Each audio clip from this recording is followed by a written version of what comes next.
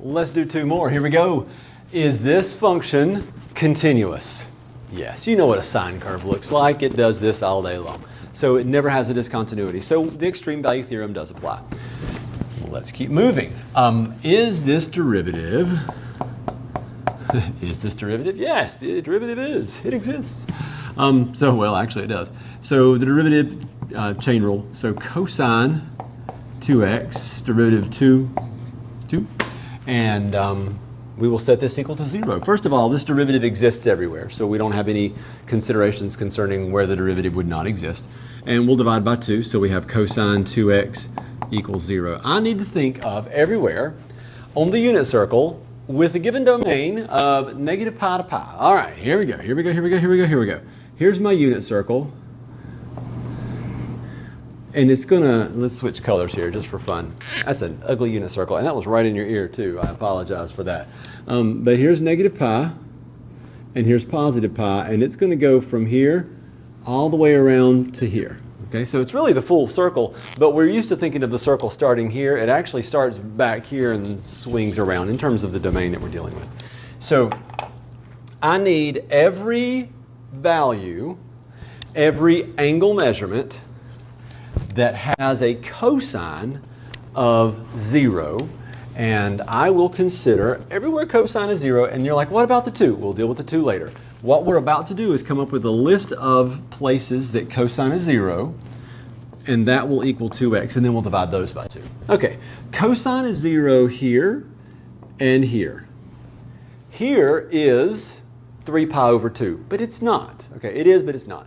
Because instead of positive 3 pi over 2, which would be swinging around this way, it's actually backing up pi over 2.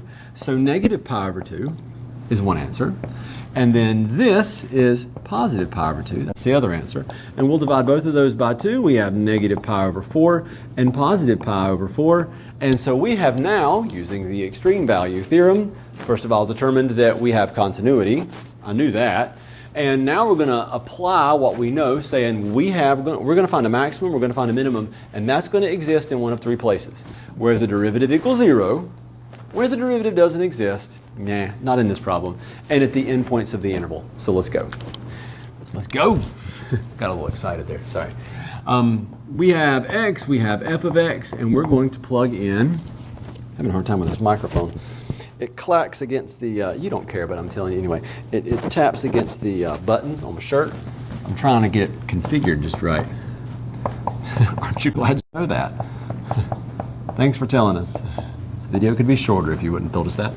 All right, let's figure out the outputs. Going back to the original, not using a derivative now. We use the derivative to find these potential critical values.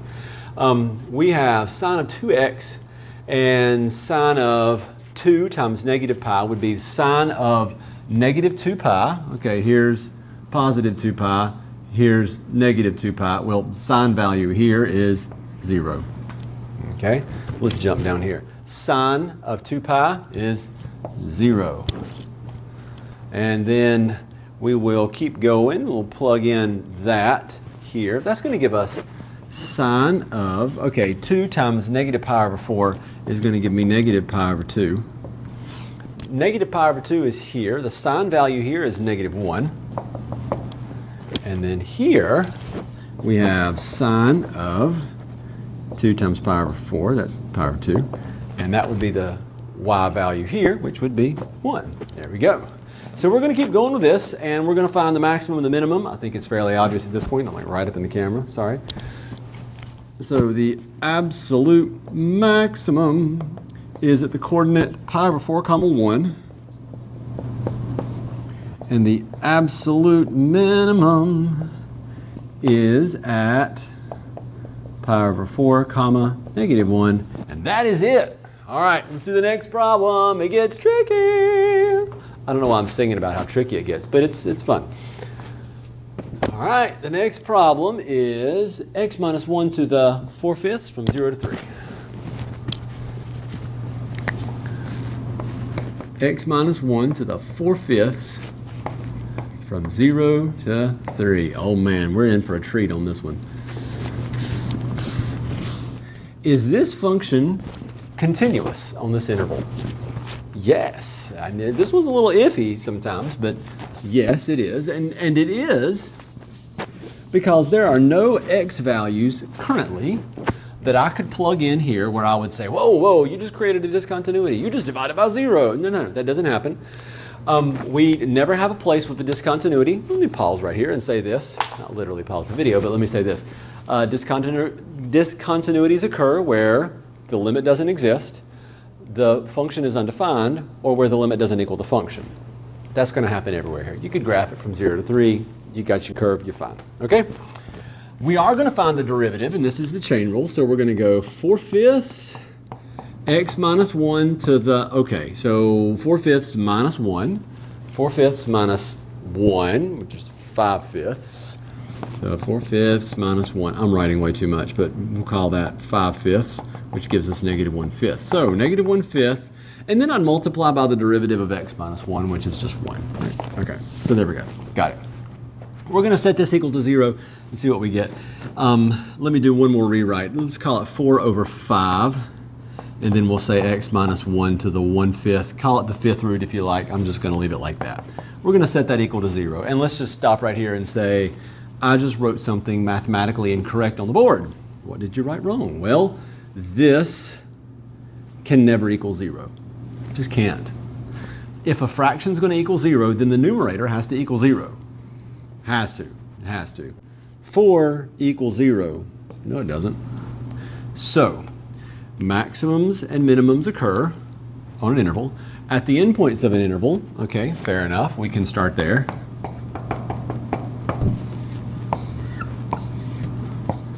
Where the derivative equals 0, no it doesn't, or where the derivative doesn't exist. Whoa, okay, we had to have continuity, but we had that. But where would this derivative not exist? Is there an x value that creates a discontinuity? Yes. X equals 1. Now, we are tempted to look at this process and say, x equals 1 came from solving. No, it didn't. X equals 1 is where the derivative does not exist. And we're going to write it sideways like that, just like that, going up a cliff. So 1. There we go. We're going to test all those in the original function. See high, see low, go from there. All right, plug in a 0. Plug in a 0, you get a negative 1 to the 4/5. I'm going to write a little bit of work here. Negative 1 to the 4/5. Well, negative 1 to the 4/5. Let's see. Ooh, fun. Let's do this. I'm not stalling. I know what the answer is. It's 12. It's not. Negative 1 to the 4/5, I would raise negative 1 to the 4 power, which makes it positive 1. And then I would take the 5th root of 1, which is 1. I almost said 5. It's not. Okay, let's plug a 1 in. When I plug in a 1, I have 1 minus 1 to the 4/5. Well, 0 to any power is 0. 0 to the 0 is the iffy one. We won't play that game. Let's plug in a 3. 3 minus 1. Let's go ahead and jump there. 2 to the 4/5 is the 5th root of 2, and then we'll raise the whole thing to the 4th power. Okay, clearly positive, obviously positive. That one's going to be the smallest, so let's just go ahead and write down that we know the absolute minimum value, and that minimum value is going to be at 1, 0, and the absolute maximum value is going to be at, okay, which one's bigger? The 5th root of 2 raised to the 4th power, or 1. Okay, well, what is the 5th root of 2? I don't know either, but it has to be larger than 1, okay? Because if it was smaller than 1, then when we raise it to the 5th power, we would get a number not as big as 2, okay? The 5th root of 2 is the number, irrational as it may be, as it is, that if we multiplied it, 5 of them together, multiply 5 of them together, we'd get 2. It has to be between 1 and 2. Has to be. So then we take a number larger than 1 and raise it to the 4th power. We get a number that is greater than 1. Type it in your calculator if you need to. There's some fantastic stuff. You can go into the math menu and you can find the way to take a root other than a square root or a cube root even, and it works. But that's it. So final answer is 3, 5th root of 2 and all that to the 4th power. We could also consider, let me do this a slightly different way. This could be rewritten as 2 to the 4th power and we'll take the fifth root of that. Well, 2 to the fourth power is 16. Fifth root of 16, clearly bigger than 1, and that works as well. You can put that 4 outside or inside. The process in this case is going to work the same either way.